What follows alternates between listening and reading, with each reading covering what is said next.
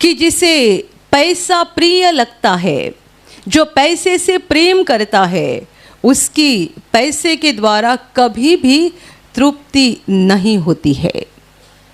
जो धन से प्रेम रखता है, वो चाहे कितना भी धन हासिल क्यों ना करे, वो कभी तृप्त नहीं होता है। और पूरा संसार इसी के पीछे पड़ा है, इसी की भूख और इसी की प्यास है। पर मेरे प्यारे भाइयों और बहनों, हमें सच्चाई में परमेश्वर की भूख और परमेश्वर की प्यास होना ज़रूरी है। और जिन्हें परमेश्वर की भूख और प्यास लगी है, उनको ही परमेश्वर तृप्त कर देता है। जिन्हें उसकी भूख नहीं लगी है, वो कैसे तृप्त हो सकते हैं? यदि भूख ही नहीं है तो प्रभु उन्हें तृप्त क्यों करेगा? Hallelujah, hallelujah, hallelujah, hallelujah.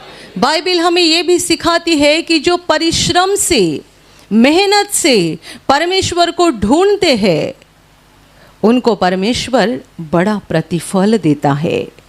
लगन के साथ, मेहनत के साथ परमेश्वर को ढूंढते हैं, खोजते हैं, उनको वो बड़ा प्रतिफल देता है। मेरे प्यारे भाइयों और बहनों, हम मिट्टी से बनाए गए इंसान हैं। मतलब ये हमारा शरीर मिट्टी का है, पर सच्चाई में हम तो एक आत्मा है जो इस शरीर में रह रहे हैं। ये शरीर मिट्टी का बनाया हुआ है और हम एक आत्मा है जिस आत्मा को ये मिट्टी के शरीर के कपड़े पहनाए गए हैं। ये शरीर मिट्टी है, एक दिन मिट्टी बन जाएगी, पर हम मिट्टी नहीं बनेंगे, क्योंकि जबकि हम आत्मा है तो हम मरेंगे नहीं। हम या तो स्वर्ग में जाएंगे, यदि स्वर्ग जाने की हमारी पात्रता है, हम लायक है, तो हम स्वर्ग में जाएंगे। और यदि वहाँ जाने के हम लायक नहीं है तो दूसरी जगह है अनंत काल का अग्नि, जिसे नरक कहा गया है। और जहाँ जाने वाली आत्माएं अनंत काल तक वहाँ तड़पती रहेगी। Hallelujah, hallelujah. स्वर्ग में कौन जाएंगे? जो परमेश्वर के नज़दीक आ चुके हैं, जिन्होंने धर्म की खोज की है और जिन्होंने परमेश्वर की धार्मिकता को प्राप्त किया है, वही स्वर्ग में जाएंगे। क्योंकि परमेश्वर पवित्र है, स्वर्ग पवित्र है। वहाँ लालची इंसान नहीं पहुँचेगा, वहाँ पाप से भरा हुआ इंसान नहीं पहुँचेगा, वहाँ हर प्रकार के लोभ से भरा हुआ इंसान नहीं पहुँचेगा। परमेश्वर पवित्र है, तो उन्हीं लोगों को वो स्वर्ग में लेगा जो पवित्र बन चुके हैं, जो धर्मी बन चुके हैं। हम सबसे पहले धर्मी तब बन जाते हैं जब हम यीशु पर विश्वास करते हैं।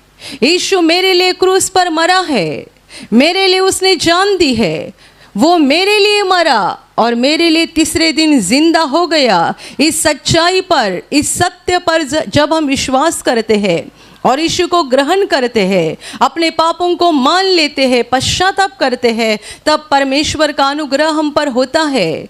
हमारे पाप यीशु के लहू में धो डाले जाते हैं, हमें क्षमा हो जाती है और हम तब पहली बार धर्मी बन जाते हैं।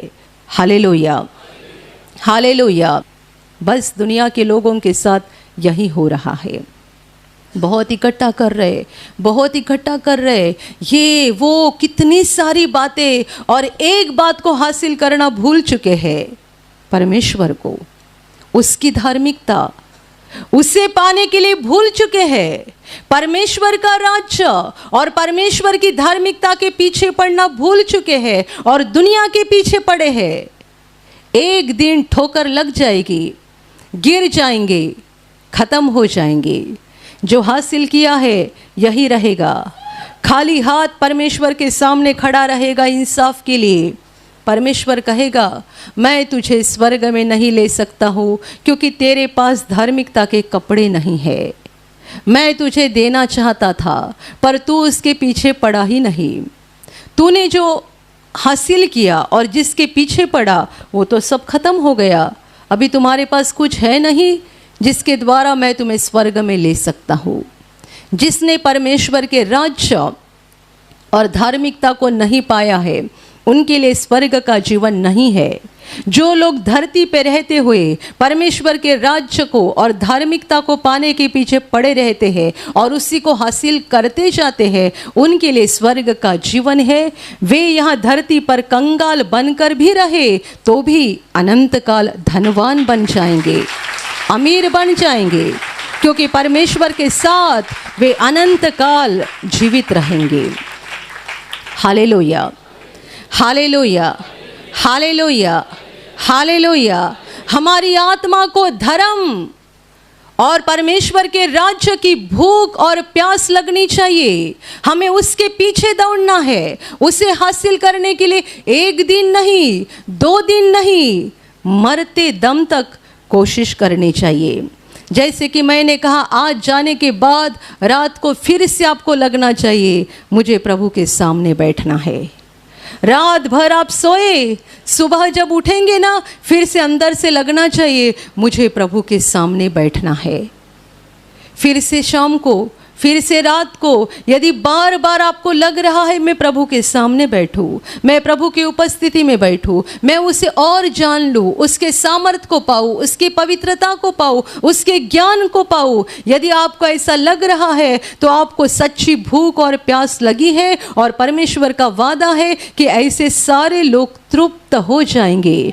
उनकी प्यास और भूख को परमेश्वर बुझा देगा और ये लोग परमेश्वर की धार्मिकता को हासिल करके एक दिन अनंत जीवन में पहुंच जाएंगे।